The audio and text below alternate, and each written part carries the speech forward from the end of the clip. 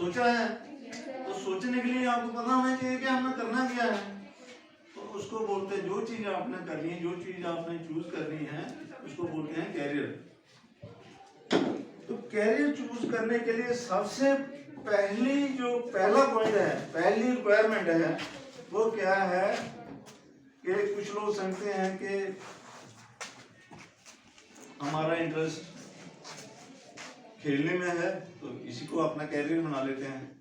Playing में कुछ लोग क्रिकेट में बड़े अच्छे हैं तो वो सोचते हैं कि मेरा इंटरेस्ट क्रिकेट में है तो मैं क्रिकेट में ही बड़ा अच्छा आगे जाके इसको ही अपना कैरियर बना लूंगा।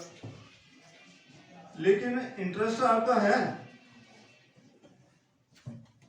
बड़ी अच्छी बात है, इंटरेस्ट होना तो बड़ी अच्छी बात है। लेकिन आप 10th के या 11th में या 12th में अभी पहुंच गए हैं, आपने 12 साल हो गए स्कूल आते हुए, हर साल आपका इंटरेस्ट क्या होता है, चेंज हो जाता है। इस साल आपका इंटरेस्ट क्रिकेट में है, अगले साल आपका इंटरेस्ट फुटबॉल में हो जाएगा, उसके अगले साल आपका इंटरेस्ट कहीं और हो जाएगा, रनिंग में हो जाएगा। तो ये इंटरेस्ट भी मेरे ख्याल में सिर्फ इंटरेस्ट को ध्यान में रखते हुए आप कैरियर चूज नहीं कर सकते हो। दूसरा पॉइंट होता है कि स्कोप किसमें है। स्कोप मीन्स कि आगे हम किस चीज में आगे बढ़ सकते हैं, कौन से फील्ड में आगे जा सकते हैं, कौन सा फील्ड ऐसा है जहां बहुत स्कोप है, जहां जॉब की बहुत डिमांड है। तो स्कोप तो हर एक चीज में है। अब अगर आपने क्रिकेट ही खेलना है तो क्रिकेट में तो बहुत स्कोप है। आपने कबड्डी खेलनी है तो कबड्डी, आपका इंटरेस्ट अगर कबड्डी में है तो कबड्डी में बहुत स्कोप है। आजकल हर एक चीज में स्कोप है, ऐसा नहीं है। लेकिन सिर्फ मैं कहूँ कि इस चीज में स्कोप है, क्रिकेट में स्कोप है, तो आप क्रिकेट अपना वो कैरियर बना लो, तो क्या ये सही बात है? सिर्फ स्कोप को ही ध्यान में रखकर हम अपना कैरियर चूज कर लें तो ये कोई अच्छी बात है? स्कोप के साथ साथ आपका क्या होना चाहिए, इंटरेस्ट भी होना चाहिए, और उसके साथ साथ क्या होना चाहिए, आपको क्रिकेट खेलना आना भी चाहिए। जहाँ आप ये है कि बड़ा स्कोप है, ये बहुत भर्ती हो रही है, रिक्रूटमेंट बड़ी हो रही है, रैली हो रही है, ये डिफेंस फोर्सेज में भी, सिक्योरिटी फोर्सेज में भी, दूसरे सिविल गवर्नमेंट के सिविल जो जॉब्स हैं इनमें भी बड़ी रैलीज हो रही है, रिक्रूटमेंट हो रही है, तो बहुत स्कोप है इसमें। लेकिन अगर आप क्लरिकल लाइन में जाना चाहते हो कि मेरा मन है मैं दफ्तर में बैठ के, ऑफिस में बैठ के काम करूं, तो ये स्कोप भी है कि बहुत से ऑफिस में आजकल बड़ी पोस्टें वो खाली भी हैं, वेकेंट हैं, तो जरूरत भी है। लेकिन उसके लिए सिर्फ स्कोप काम आएगा आपको, कोई आपको जहाँ से उठाएगा उधर बिठा लेगा। उसके लिए आपका इंटरेस्ट भी होना चाहिए कि आप में इतनी कैपेबिलिटी है, आप में योग्यता है कि वो जो एंट्रेंस होगा या कोई एग्जाम होगा, क्या आप उसको पास कर सकते हो? क्या आपका इंटरेस्ट है, क्या आप में एप्टीट्यूड है, कि आप में कैपेबिलिटी है कि आप उस रिटन एग्जाम में क्वालिफाई कर सकते हो? तो सिर्फ स्कोप के बिना पर मेरा ख्याल है आप कोई कैरियर चूज नहीं कर सकते हो। बाकी मैं आपको बता दूं कि बच्चों को क्या होता है, अब आप 10th में हो, आपने ये नहीं अभी तक डिसाइड किया है कि 11th में हमने कौन सा सब्जेक्ट लेने हैं, कौन सी स्ट्रीम लेनी है। लगभग 90% बच्चों ने नहीं किया होगा अभी तक, अगर मैं सच कहूँ तो। हो सकता है 99 भी बच्चों ने नहीं किया हो, 99% भी बच्चों ने, 1-2 बच्चों ने किया होगा तो कोई और बात है। तो अभी तक आप अनडिसाइडेड हो, अभी तक आपने कुछ डिसाइड ही नहीं किया है कि हमें 11th में क्या करना है, तो ये भी बुरी बात है। कुछ लोग, जैसे मैंने ग्रेजुएशन की तो मुझे भी कुछ पता नहीं था कि मैं क्या करूंगा। तो ऐसी जो चीजें होती है ना, ये बाद में जाके बड़ी मुश्किल होती है। आपको राइट फ्रॉम नाउ, आज से ही अपने कैरियर के बारे में वो होना चाहिए, अवेयर होना चाहिए और इसके बारे में आपको सोचना चाहिए कि मैंने आगे जाके क्या करना है, अपना कैरियर कहाँ फिक्स करना है, कौन सी जॉब करनी है, कौन सा काम करना है, आज से ही आपको तय करना है। उसके लिए आपको एक तो सारे जितने कैरियर्स हैं उनका आपको पता होना चाहिए। You have to prepare a list for that. आपको उसकी एक लिस्ट बनानी है। जो कुछ भी आपको पता लगता है, नेट आपके पास है, फोन आपके पास है, आप इसका इस्तेमाल कर सकते हो।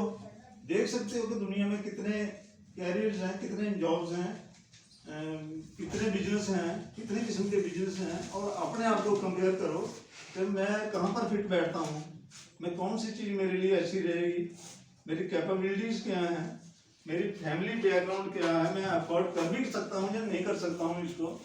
तो सारी चीज़ें देखो, आपको आज से ही ये शुरू करना है।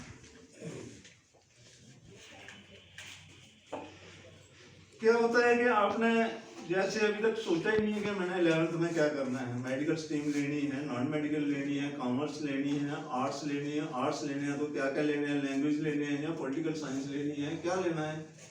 तो उससे क्या होता है, जब आपकी 10th पास होगी किसी तरह, 11th में आप कंफ्यूज हो जाते हो, तो आप क्या करते हो, बस नाज ये सोचती है मेरी फ्रेंड स्ट्रीना है, ये कॉमर्स ले रही है, मैं भी कॉमर्स पढ़ूंगी। या मनीषा सोचती है तानिका मेडिकल स्ट्रीम ले रही है, तो मैं भी मेडिकल ही पढ़ूंगी। इसको ये नहीं पता कि तानिका जो है वो बायो में बहुत अच्छी है, तो इसको अपना नहीं पता कि मैं बायो में तो बड़ी कमजोर हूँ, लेकिन वो लेना चाहती है क्या, मेडिकल स्ट्रीम। नेहा लैंग्वेज में बड़ी कमजोर है, लेकिन ये कहती है मैंने इंग्लिश ही हिंदी पढ़नी है आगे। तो वहां पर आप क्या करते हो, गलत कैरियर जो है ना, गलत स्ट्रीम ले लेते हो, गलत कैरियर चूज कर लेते हो, फिर आगे जाके आपको क्या होता है, पछताना पड़ता है। आपने आगे जाके फिर पछताना कि नहीं मैंने गलत कर दिया है, आपको बहुत मुश्किल आती है। उसके लिए ये किस वजह से होता है, क्यों होता है ऐसा, लैक ऑफ इंफॉर्मेशन। आपको इंफॉर्मेशन नहीं है, किसी ने प्रोवाइड नहीं की है आपको इंफॉर्मेशन, आपको किसी ने काउंसलिंग नहीं दी हुई है, गाइड नहीं किया हुआ है। तो इन सभी चीजों को ध्यान में रखते हुए ये सेल बना है, गाइडेंस एंड काउंसलिंग।